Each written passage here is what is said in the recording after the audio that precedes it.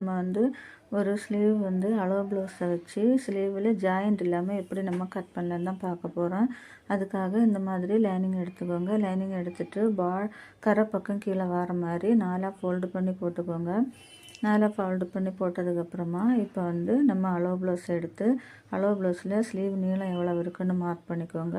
அந்த sleeve நீளத்தோட 1 inch நம்ம extra எடுத்துக்கலாம். எடுத்து இந்த மாதிரி மார்க் பண்ணி லைன் போட்டு எடுத்துக்கோங்க. லைன் போட்டு எடுத்ததுக்கப்புறமா ஸ்லீவ் 1 வந்து பாருங்கள், அந்த மேலே வந்து அந்த பெருசாக இருக்குது பாருங்கள், அந்த இடத்துல நம்ம மார்க் பண்ணிக்கலாம். அது எவ்வளோ இருக்குதுன்னு பார்த்து அதை அப்படியே நம்ம மார்க் பண்ணிவிட்டு தையலுக்காக ஒரு 2 இன்ச்சு மார்க் பண்ணிக்கலாம்.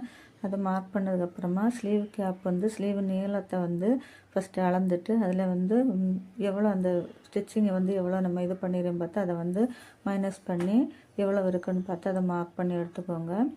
ஒரு 3, 3/4 வரை அந்த மாதிரி மார்க் பண்ணிக்கோங்க. இப்போ வந்து மார்க் பண்ணதுக்கப்புறமா நம்ம வளைவு வரைஞ்சி எடுத்துக்கலாம். வளைவு வரைஞ்சதுக்கப்புறமா இப்போ நம்ம கட் பண்ணி எடுக்கலாம். ரொம்ப ஈஸி. அளவு ப்ளவுஸை வச்சு நம்ம ஸ்லீவ் கட் பண்ணியது. நீங்களும் இதே மாதிரி கட் பண்ணி பாருங்கள். இந்த வீடியோ பிடிச்சா ஒரு லைக் பண்ணுங்கள், ஷேர் பண்ணுங்கள், சப்ஸ்கிரைப் பண்ணுங்கள்.